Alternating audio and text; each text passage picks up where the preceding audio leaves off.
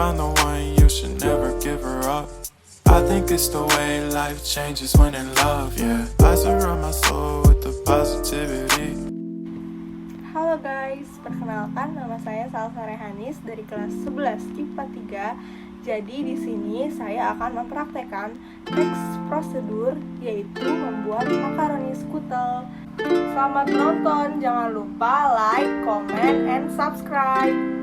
Nah, sebelum ngelanjutin ke video bikin skutel, kita bahas teks prosedur dulu yuk. Kalian tahu gak sih, apa sih teks prosedur itu? Jadi, teks prosedur adalah teks yang melakukan di dalamnya berisikan tujuan dan langkah-langkah untuk membuat sesuatu. Pada teks prosedur memiliki poin-poin penting loh. Kalian tahu gak sih apa aja tuh poin-poin pentingnya? Nah, poin penting pada teks prosedur itu ada dua. Yang pertama itu melakukan sesuatu dan yang kedua itu membuat sesuatu. Kalian tahu gak sih apa aja yang termasuk struktur teks prosedur? Jadi, struktur prosedur itu ada 3. Yang pertama itu tujuan, yang kedua langkah-langkah, yang ketiga itu penegasan ulang atau penutup. Kalian tahu gak sih apa sih tujuan dari teks prosedur itu? Tujuan teks prosedur adalah memberikan informasi langsung kepada pembaca, tujuan yang akan dicapai dalam tindakan atau kegiatan yang dilakukan.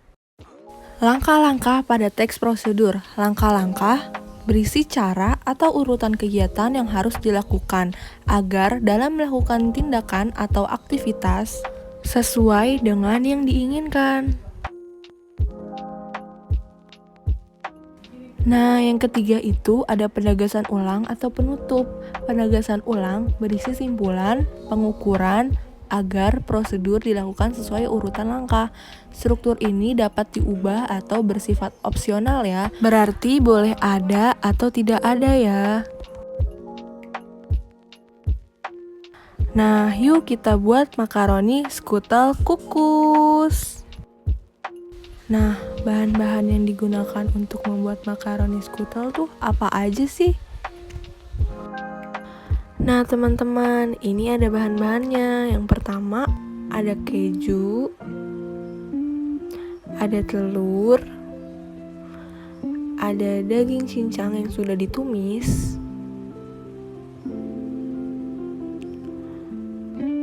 ada makaroni yang sudah direbus,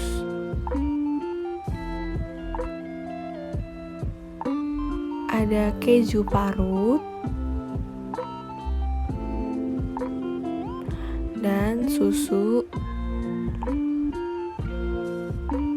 Nah, kalian tahu nggak caranya gimana? Cara buat makaroni skutel kukus? Yuk disimak videonya.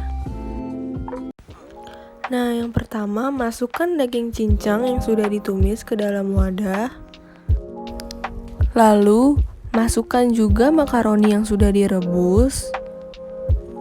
Kemudian aduk sampai makaroni dan daging cincang tercampur merata.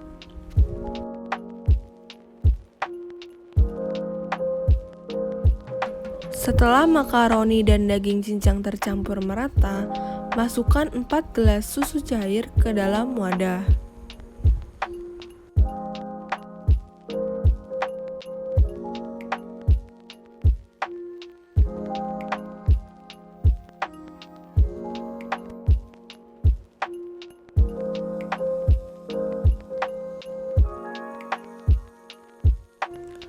Kemudian aduk lagi sampai susu tercampur merata dengan adonan. Lalu masukkan lada bubuk, garam, dan penyedap rasa.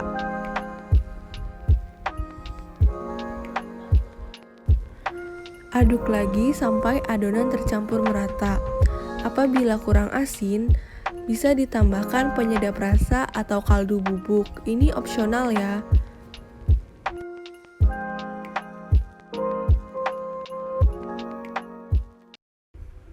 Nah, setelah tercampur merata, masukkan keju yang sudah diparut dan aduk lagi sampai tercampur merata.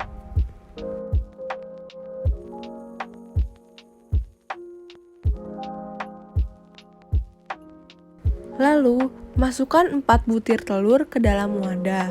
Kemudian, aduklah telur, jangan sampai ada yang menggumpal di adonan.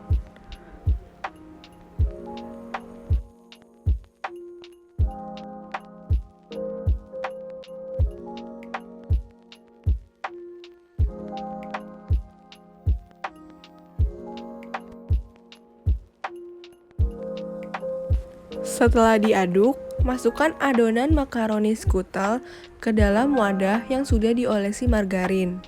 Lalu, beri keju di atas adonan. Ini opsional ya, boleh iya, boleh tidak.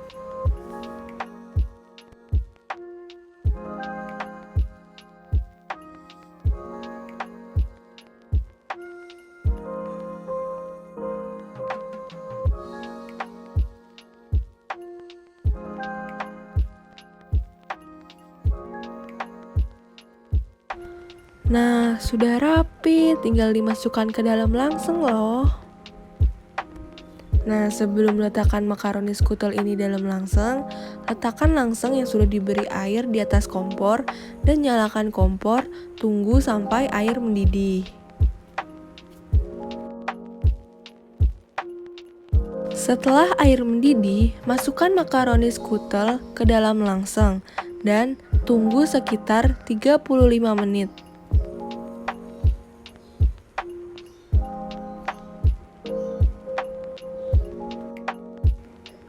Wah, udah 35 menit nih. Tinggal diangkat deh. Angkatlah makaroni skutel dan makaroni skutel siap disajikan. You find the one, you should never give her up. Wah, enak banget ya kelihatannya. Kalian bisa mencoba ini di rumah loh.